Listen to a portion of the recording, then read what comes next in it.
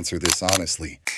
When was the last time you sat down to do something important and didn't touch your phone for even 10 minutes? Not, I'll check it real quick. Not just one notification. An actual 10 minutes where your brain stayed in one place. If you're sitting there struggling to remember, you already know something's wrong. And it's not what you think. You didn't lose your discipline. You didn't suddenly become lazy. Something changed around you, and nobody warned you about it. Stay with me, because by the end of this, you're going to understand exactly what's happening inside your head every time you reach for that phone. And more importantly, what to do about it. Let's start with something that probably happened to you this week. You had a plan. Maybe it was studying for an exam, maybe finishing a work project, maybe just reading one chapter of a book you bought months ago and still haven't opened. You sit down. You're motivated. For about 4 minutes, you're actually doing it. Then your hand moves on its own. You don't even decide to pick up your phone. It just happens. You tell yourself it's for 30 seconds. Just to check one thing. 40 minutes later, you look up, and you genuinely don't know where the time went. Now here's the part that stings. You feel guilty. Not because someone caught you, because you caught yourself again doing the exact thing you promised you wouldn't do. So you close the app, you put the phone down, and you sit there thinking, what is wrong with me? Nothing is wrong with you, but something is happening to you, and it's bigger than willpower. Here's what nobody tells you. Your brain runs on a chemical called dopamine, and almost everyone gets this word wrong. People think dopamine is the feel-good chemical, like some kind of happiness switch. It's not. Dopamine is your brain's motivation system. It's the chemical that makes you want to check, want to look, want to know what happens next. It's not designed to reward you after you get something. It's designed to make you crave finding out, which is exactly why your phone is so hard to put down. Every time you unlock it, your brain has no idea what it's about to get. Maybe nothing interesting. Maybe a message from someone you like. Maybe a video that makes you laugh. Maybe bad news. That uncertainty is the hook. Your brain doesn't crave the reward. It craves not knowing what's coming next. And you already know a version of this feeling from somewhere else. It's the same reason people can't put down a slot machine.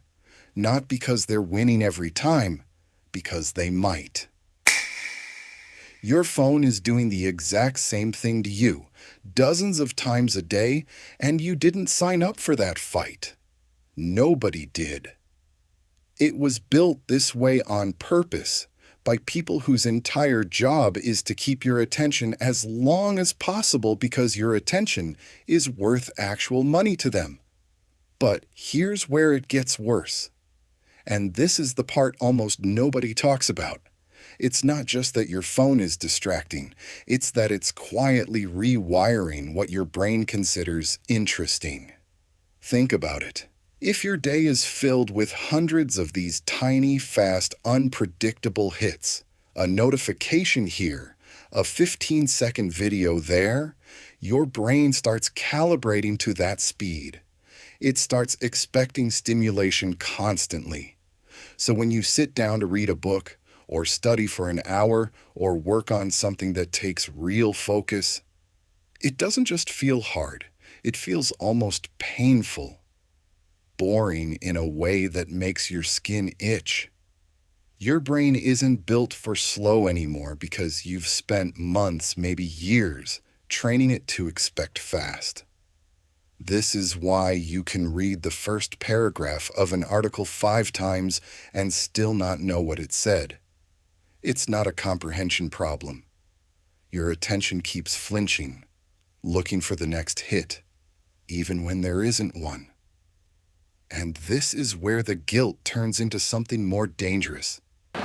You start believing it's about who you are. I just don't have discipline. I'm not built for hard work like other people. Maybe I'm just lazy. None of that is true. But if you keep repeating it to yourself, you'll start acting like it is. That's the real cost nobody talks about. It's not just lost time. It's a slow erosion of how much you trust yourself to follow through on anything. So let's fix that. Not with some extreme throw your phone in a lake advice, because that's not realistic and you know it. Here's what actually works starting today. First, stop trying to rely on willpower in the moment. Willpower is weakest exactly when you need it most, right when the phone is sitting next to you. Instead, change the environment before you even start.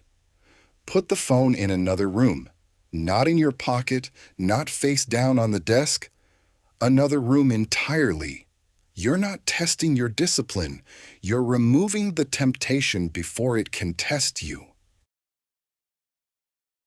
Second, give yourself one task and one timer, 25 minutes. That's it. Not because 25 minutes is magic, but because it's short enough that your brain can commit to it without panicking. When the timer goes off, you're done. You did it. That's a win. And your brain needs to start collecting wins again. Third, and this one surprises people. Let yourself be bored sometimes, on purpose. Sit without your phone for a few minutes. Take a walk without music or a podcast. It'll feel uncomfortable at first, almost itchy. That discomfort is your brain detoxing from constant stimulation. Push through it a few times, and it gets quieter. Genuinely quieter. None of this requires you to become a different person. It just requires you to stop fighting your brain with pure willpower and start working with how it actually operates. So here's where we land. You're not broken. You're not weak. You're a normal person living inside a system that was quietly built to compete for every second of your attention, and it's very good at its job. But you just learned how it works. And once you understand the mechanism, it stops having the same power over you. You can outsmart a system you understand. So here's your challenge. Not tomorrow. Not starting Monday.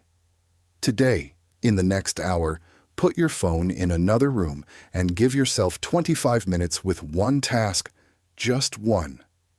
Feel what it's like to finish something without letting your attention slip away halfway through. Because your attention isn't just some resource you spend. It's the thing that decides what you learn, who you become, and the kind of life you end up building. Every minute you protect it is a minute you're investing in yourself. If this made you see your own habits a little differently, stick around, because we're just getting started.